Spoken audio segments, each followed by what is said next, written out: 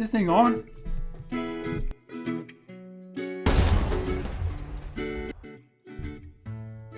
We have a puzzle, but now how can we explain it? And how do we know which one came first? This or that? Ooh.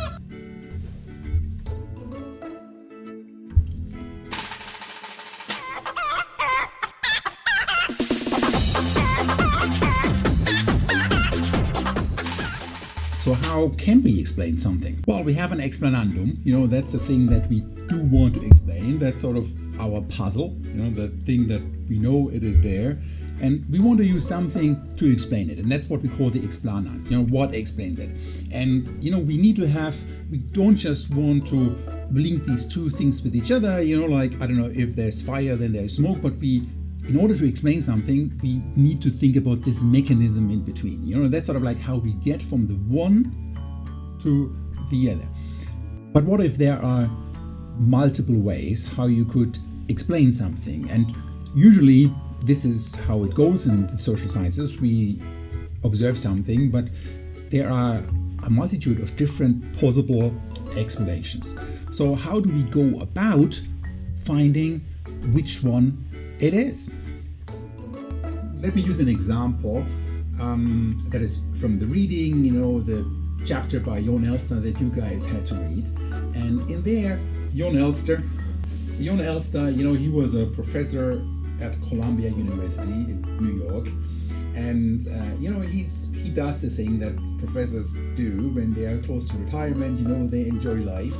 And he just happens to go to lots of Broadway shows. And he observed that in those Broadway shows, it seems to be the case that nowadays there are more standing ovations than when he started going to these Broadway shows 20 years ago, right? So that's sort of what he observed. That's sort of what he observes. And that's sort of his puzzle. So why is it that there are more people standing up, clapping in Broadway shows today than 20 years ago? So first you find your best possible explanation. And you do that by, being creative. You really think about what does make sense. But this could also be based on what you read. You read articles that kind of really give you a good explanation. For example, why are there more people standing up today than 20 years ago? But that could also be alternatives. So, and by that I mean other explanations that equally explain what we want to explain. So it's not just the one thing. This is sort of what you would do in the pub, but as a good sociologist, you come up with at least 3 different explanations for the same puzzle. And then you need to find a way to kind of rule these alternatives out so that we know that at the end of the day, the last man standing is our best explanation. Okay, and so let me talk about this book explaining social behavior. You guys had to read a chapter from that. It's written by Jon Elster. Here's the book, Explaining Social Behavior, More Nuts and Bolts for the Social Sciences by Jon Elster. Very interesting read, I can highly recommend it. So in this book, Jon Elster introduces what he calls the hypothetical deductive model. And I think that's a very intriguing way of making an explanation. So let me walk you through this. It starts off, as I already said, by choosing the theory that holds out the greatest promise for a successful explanation. So you have your explanandum, what you want to explain, and you choose a theory that holds out the greatest promise of a successful explanation. And theory, keep in mind what I said in another video, a theory is nothing else than a brain fart for the moment. Brain fart. It's just an idea. It's just an idea. No matter who wrote it, it's just an idea. You might have that idea. It might have been Marx, Dürkheim, and Weber. Who the fuck cares? It's an idea. And then the next one is you specify a hypothesis that applies this theory that you think is the best one to explain it, to the puzzle in the sense that the explanandum follows logically from the hypothesis. So in a way that, like if this theory is true, or let's pretend it is true, then something should follow from it, and that's our hypothesis, and our hypothesis would be so that the explanandum naturally follows from it. Third, identify or imagine plausible accounts that might provide alternative explanations. For each one of these rival accounts, refute them by pointing out additional testable implications that are in fact not observed. And 5, strengthen the proposed hypothesis by showing that it has additional testable hypotheses. But I will walk you through each one of those in step by step, and then we kind of talk about each one of these points again. Okay, let's get started with the first one. So choose the theory that holds out the greatest promise of a successful explanation. So Jon Elster, he has this idea, thinking that maybe the increased number of standing ovations at the end of a Broadway show, maybe that has to do with the fact that ticket prices increased over the same period of time. So an increase of ticket prices, he argues, might cause more standing ovations in Broadway shows. So why would that be the case? Well, the idea is the following, that when you go to a Broadway show or any other show, and you pay a lot of money, and to some of these shows nowadays, God, you pay a lot of money, like over 100 euros for this 1 hour entertainment or show or concert or whatnot. So you do pay a lot of money for it. And that money, that hurts you. It feels bad. It feels like, God, I spend a lot of money on it. But then, when you kind of are in this show where you spend 100, got 2, maybe 300 euros to be there for this 1 hour show, well, you might tell yourself afterwards that it was a really good show, because that makes it easier for you to swallow that you spend so much money on it. So you tell yourself that something was great, even though it might not have been, because you paid a lot of money for it. Okay, so here's the quote from the book. So Jon Elster, he writes, "I shall consider an explanation in terms of the rising prices of Broadway tickets. One newspaper reports the playwright Arthur Miller as saying, I guess the audience just feels having paid $75. $75, you can see this is a bit dated. $75 to sit down, it's their time to stand up. I don't mean to be a cynic, but it probably all changed when the prices went up. When people have to pay $75 or more for a seat, many cannot admit to themselves that the show was poor or mediocre, and that they have wasted their money. To confirm to themselves that they had a good time, they applaud wildly." Here's the quote again. It's really this idea that people go to a show, they spend a lot of money on it, and when they spend a lot of money on it, they cannot admit to themselves that it was a bad show, because, that would feel even worse after having spent a lot of money on it. You spend a lot of money on something that is shitty. So it's a better way of dealing with having paid a lot of money on it, to tell yourself afterwards that it was a great show.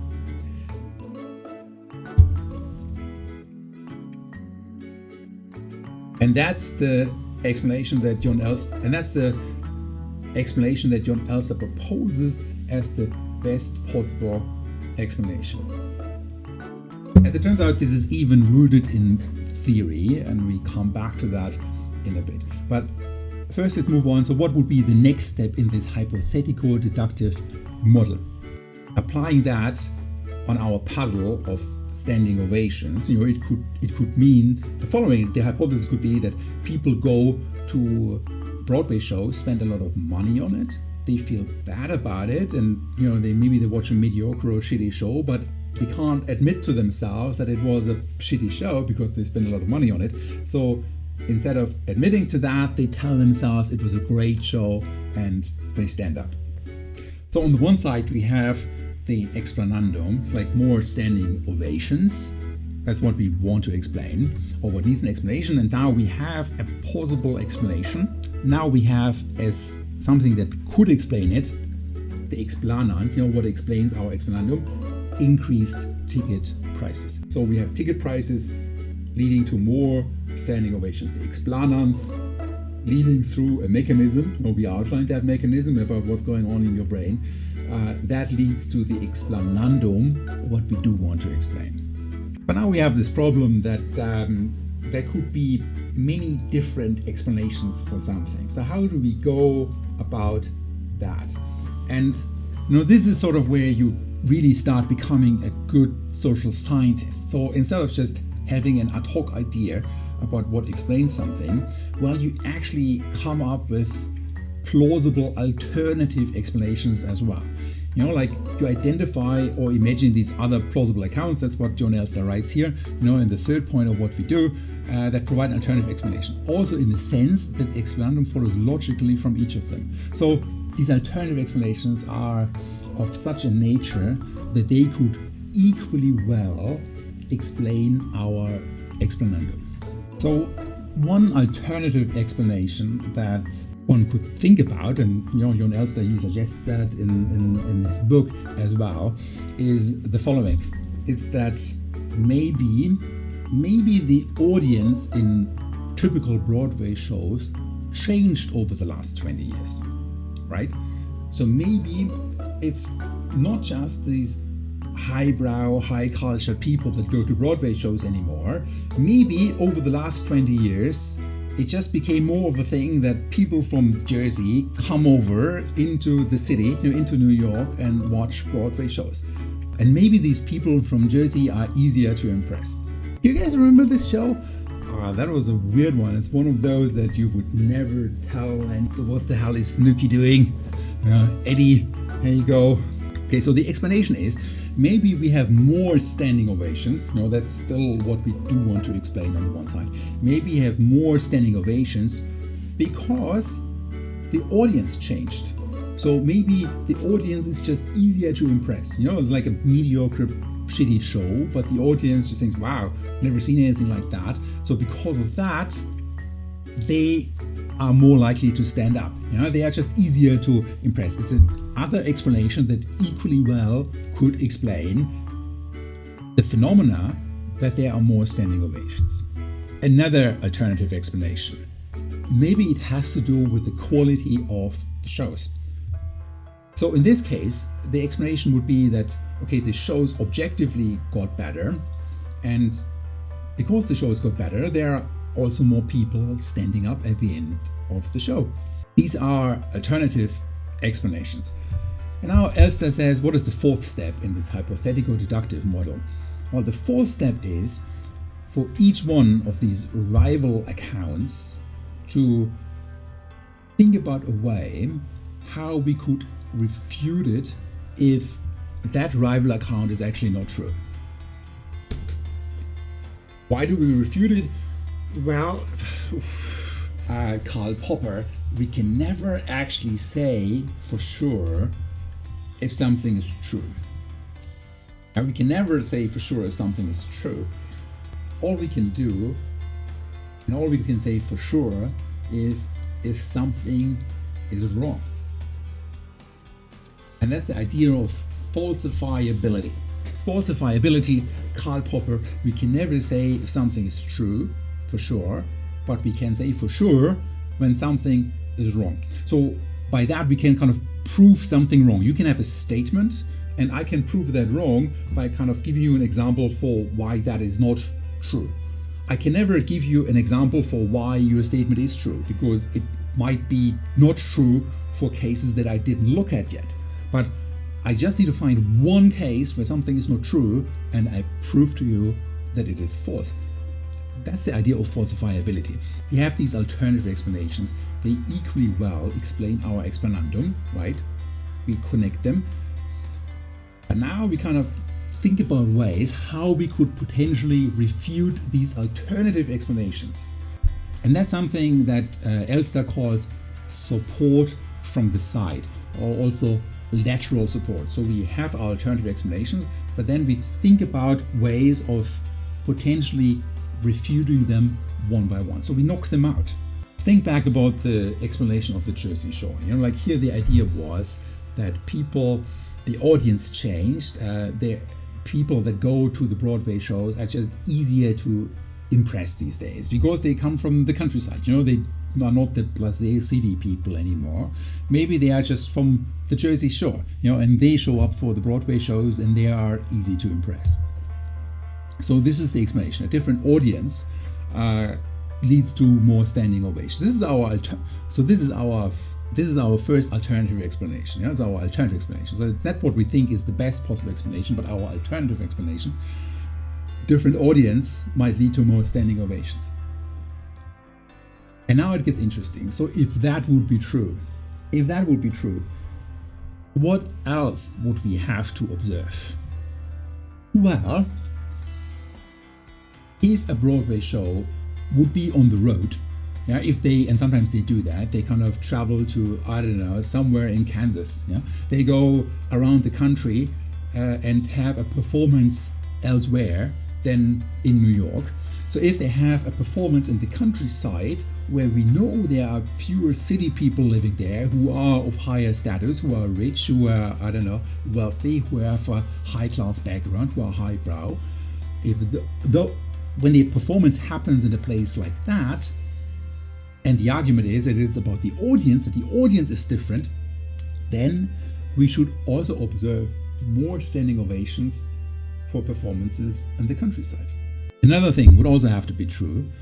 So if it is about the audience that is different, and an audience nowadays, there are just more people that are easier to impress that go to Broadway shows. If that would be the case, then we should observe fewer standing ovations on Broadway shows on days where people couldn't come to New York. On days where, let's say, there's a bridge between New Jersey and New York, on days where that bridge would have been blocked, let's say because of traffic or because of the weather, things like that. On these days, we should observe fewer standing ovations. And maybe you start seeing a little bit about how creative we can be about these things, right? So you really need to think about, okay, if the alternative explanation would be true, what else would have to be true? And there you are creative in thinking about different implications. But now, if we don't observe these things, so let's say we wouldn't observe that performances in the countryside get more standing ovations than performances in the city. Or we wouldn't observe that performances on days where traffic restrictions were in place and people from the countryside couldn't come to the city. If we don't observe these implications, if we don't observe these things, that sort of means our alternative explanation isn't that good to begin with, right? Because if it is about the different audiences that go to the shows, we should also observe these other things when we know there are different audiences that attend a play. And this is sort of how we can knock these things out. So we kind of think about an alternative explanation, we think about what else would have to be true if this alternative would be true, and then if we don't find these other implications, well, that kind of weakens this alternative explanation. Let's think about the second alternative explanation that I talked about. So it was the idea that maybe the quality is just better. So here the logic was improved quality of shows, and that leads to more standing ovations. If that would be true, what else would have to be true? Well, you would have to objectively observe people writing better reviews, right? So if you kind of go back and you can get that data, this is sort of where you really become creative as a researcher. You can go and get that data about Broadway show reviews, online, newspapers, wherever people write these reviews, how many stars they give them. So you would get that data and you could actually check how did these reviews evolve over the time. Of course, they're different shows, but did the reviewers give these shows objectively higher scores? Something else that you could think that might be true if there really is an improved quality of the shows, what you probably would observe is that the shows on the Broadway run longer. And again, you can get that data. You can go and kind of look at how long did Broadway shows run. If it is really the case that quality noticeably improved, it would make sense that we also observe that these shows tend to run longer. And now the same strategy applies. So if we don't observe better reviews, which would be an indication for noticeably improved quality of shows, or if we don't observe that Broadway shows run longer, again, like as an indication for improved quality, our argument that improved quality leads to more standing ovations becomes a bit shaky, because we wouldn't have evidence anymore that quality of the shows did improve. So this is how we would go about knocking out this alternative explanation. And now we're already at the fifth point of this hypothetical deductive model that John Elster suggests, and that is strengthen the proposed hypothesis by showing that it has additional testable implications, because they're preferably novel facts that are in fact observed. So by that he means, okay, we can strengthen our main explanation that we have, and our main explanation is ticket prices increased, and because of that, people feel bad, and because of that, they kind of tell themselves it was a good show, and that's why they stand up. If that would be the case, what else would follow from that? And what else would we have to observe? And that's what John Elster calls support from below. So we support our best possible explanation by showing what else would have to be true. And let's look at the higher ticket prices. So if it really is about how a ticket price is leading or being the cause for more standing ovations, what else would have to be true? What else would we have to observe? Well, we should observe that for shows with no increase in prices, so there might be some shows on Broadway where ticket prices did not go up, or some theaters where the prices did not go up. So in these cases where the prices did not go up, we should not observe more standing ovations. So we should observe fewer standing ovations there. If it is the case that the higher ticket prices drive the increase in standing ovations. Another thing that would have to be true, if it is all about ticket prices, would be that sometimes companies give out free vouchers or free tickets to shows, and if it is all about the money that people spend on something, and that kind of leads them to stand up because it makes them feel better, that kind of logic wouldn't apply anymore if you would have gotten the ticket for free. So if companies give out tickets to shows for free, in these cases, there shouldn't be an increase of fewer standing ovations. So again, this is all kind of stuff that you could actually get data on. So you can find shows or events where tickets were given out for free. And then if our explanation is a reasonable one, our theory that we came up with, then we would also have another hypothesis that we could test. And that hypothesis would be like, find those shows where tickets were given out for free. And our hypothesis would suggest that in these shows, there should be fewer standing ovations than in shows where tickets cost a lot of money. And that's something that we can test. That's something where we can get data on and where we can find out whether this hypothesis holds or not.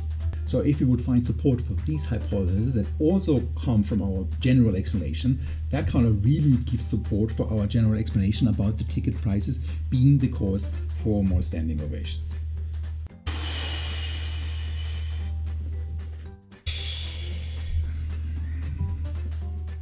And if we would find that, then we would have the last man standing.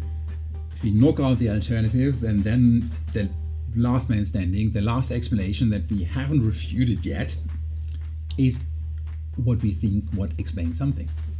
But then we also have what John Elster calls support from above. So what is that? So support from above means we have our best explanation and we can support it by a theory that is already well established, that we found in other cases, where we know, hang on, there is something there, and that theory would apply in this particular context. And for our case with the ticket prices, there is an interesting theory out there, theory by Leon Festinger. It's called the theory of cognitive dissonance reduction.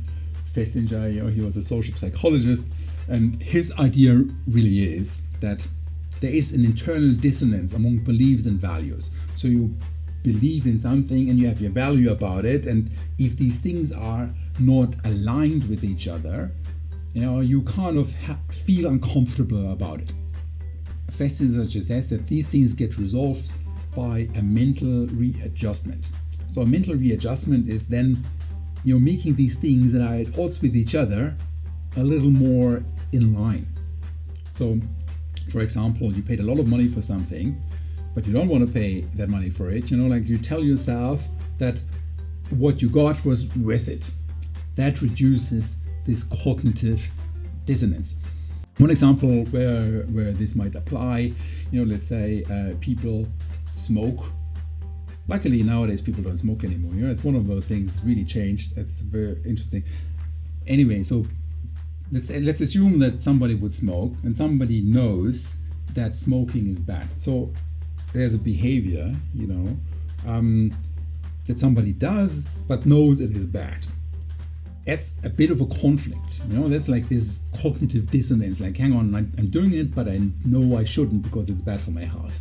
So one way to resolve that conflict or that cognitive dissonance would be to tell yourself that, hang on, maybe smoking isn't that bad.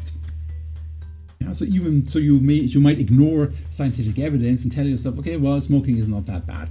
Lots of other people smoke as well. It's publicly accepted, or it used to be, and because of that, maybe it's not that bad as I thought in the first instance. That's sort of a way that's a mental readjustment to tell yourself that this conflict is not such a problem.